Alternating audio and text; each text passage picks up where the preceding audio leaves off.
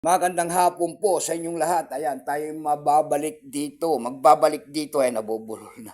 Magbabalik dito sa ating libangan guys. Ayan, pangungulikta ng barya at pagbibigay ng kanilang mga presyo sa ating mga online selling. Isa naman tayong kolektor. Magandang hapon po pala. Ayan, sa inyong lahat. Ang pag-usapan natin guys na barya, ayan. Ito po ay barya po ng United Kingdom. Year 1998. Ayan.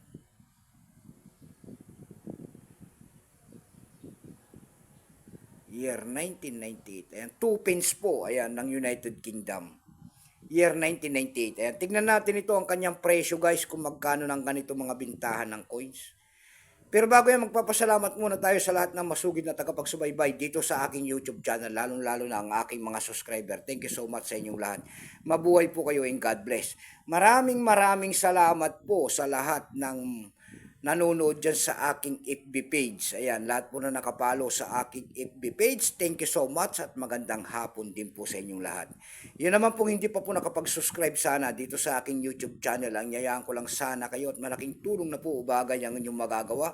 Tulad na lamang po ng pagpindot ng ating subscribe button, like and share. Ayan. Para ma-update ko naman kayo sa mga ilalabas ko pang mga bagong video ko about coins. Ayan. Tingnan natin to kung magkano ng kanyang bintahan. Pero bago yung kilalanin mo muna natin ang barya na yan. Ayan. Issue po nito ay United Kingdom. Period po niyan Queen Elizabeth II, 1952 hanggang 2021. Ayan. Type niyan, standard circulation coins, years 1998 hanggang 2008. Ayan, value niyan 2 pence. Ayan, currency pound sterling 1971 up to date po. Kung ano materialis ang ginamit sa barya na yan, yan po ay copper plated steel.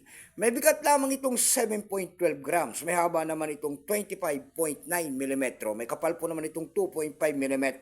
Orientation niyan ay middle alignment number and thus 7398. Reference number KM-987.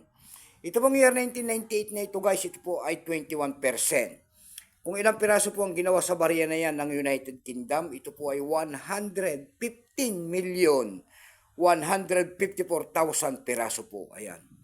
May price appraisal na rin po yan doon sa ating numista. Ayan, binigyan na po ng presyo. Yung kanyang almost uncirculated kung tawagin nila ay nagkakahalaga yan ng 13 pesos. Uncirculated naman ay 33 pesos.